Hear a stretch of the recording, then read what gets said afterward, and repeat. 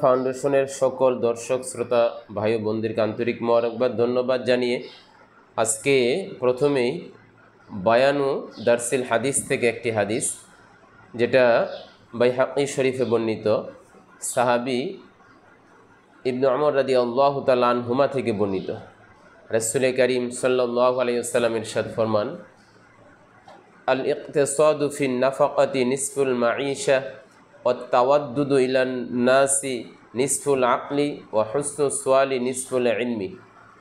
রাসূল করিম সাল্লাল্লাহু আলাইহি ওয়াসাল্লাম ইরশাদ ফরমান যে খরচের ক্ষেত্রে মধ্যম পন্থা উপার্জনের অর্ধেক, মানুষের প্রতি ভালোবাসা রাখা, মানুষের সাথে মহাব্বত সুসম্পর্ক রাখা, এটা আকলের অর্ধেক, এবং ভালো সোয়াল করা, ভালো প্রশ্ন করা, উত্তম প্রশ্ন করা, এটা এলেমের অর্ধেক। এখানে রাসূল করিম সাল্লাল্লাহু আলাইহি সাল্লাম তিনটা জিনিস বলে অর্ধেক অর্ধেক বলেছেন। যদি আমরা এই হাদিসের তাৎপর্য বিশ্লেষণে যাই তাহলে দেখা যাবে একজন মানুষ যদি খরচের ক্ষেত্রে মিতব্যয়ী হয়, খরচের ক্ষেত্রে সে ভারসাম্যতা বজায় রাখে, আকাশচুম্বী খরচ করে না, তাহলে এটাই যেন তার উপার্জনের অর্ধেক। আর টাকা উপার্জন করতেছে, খরচের কোনো লাগাম নেই, খরচের কোনো বাজেট নেই, খরচের কোনো চিন্তা চেতনা নাই, যখন যা মনে চায় খরচ করতেছে, টাকা পয়সা যেমনে মনে চায় তাসের মতো উড়াচ্ছে।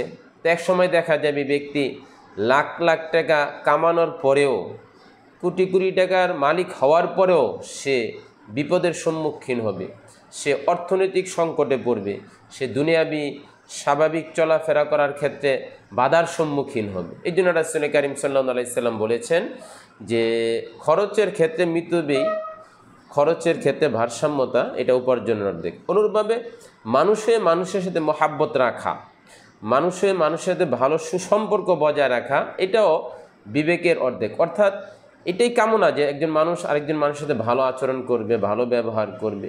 অহেতুক কারণে কেন একজন মানুষ আরেকজন মানুষের সাথে খারাপ আচরণ করবে?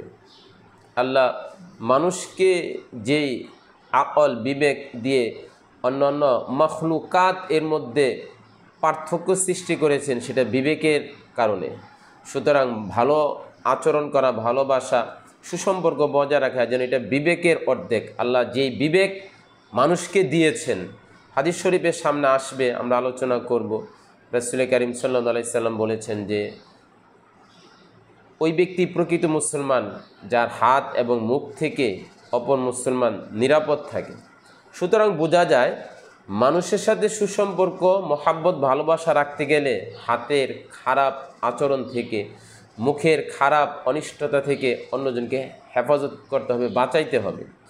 অনুরূপভাবে মানুষের সাথে ব্যবহারের ক্ষেত্রে, আচার আচরণের ক্ষেত্রে আপনার প্রশ্নটা যদি উত্তম হয়, ভালো হয়, সেটাও এলেমের অর্ধেক। কারণ এলেম থাকলেই কিন্তু একজন মানুষ আরেকজন মানুষের সাথে ভালো সুন্দর ব্যবহার করতে পারে। আর যে এলেম না থাকে তাহলে তার দ্বারা ভালো ব্যবহার, উত্তম সোয়াল আশা করা যায় না। আল্লাহ তাআলা আমাদের সকলকে সব ক্ষেত্রে ভারসাম্যতা বজায় রাখার তৌফিক দান করুক। আল্লাহ আমাকেও এবং তার তিলুল কোরআন ফাউন্ডেশনের সকল দর্শককে এটার উপর আমল করার তৌফিক দান।